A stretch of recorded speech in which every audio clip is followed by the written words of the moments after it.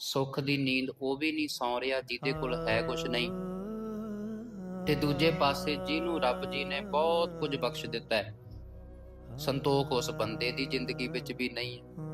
ਇਹਨੂੰ ਗੁਰੂ ਅਰਜਨ ਦੇਵ ਮਹਾਰਾਜ ਕਹਿੰਦੇ, ਸਹਿਸ ਖੱਟੇ ਲੱਖ ਕੋ ਉਠ ਧਾਵੈ।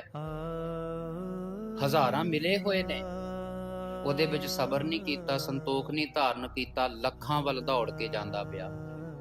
ਸਹਿਸ ਖੱਟੇ ਲੱਖ ਕੋ ਉਠ ਧਾਵੈ, ਤ੍ਰਿਪਤ ਨਾ ਆਵੈ। ਰੱਜਿਆ ਨਹੀਂ ਅਜੇ, ਸੰਤੋਖ ਨਹੀਂ ਆਇਆ, ਕਿਉਂਕਿ ਸਾਧ ਸੰਗਤ ਰੱਜ ਜਿਹੜਾ ਹੈ ਨਾ, ਉਹ ਕਦੇ ਵੀ ਪਦਾਰਥਾਂ ਨਾਲ ਨਹੀਂ ਆਉਂਦਾ। ਮਹਾਰਾਜ ਦੀ ਬਾਣੀ ਕਹਿੰਦੀ ਰੱਜ ਸੰਤੋਖ ਨਾਲ ਆਉਂਦਾ ਹੈ।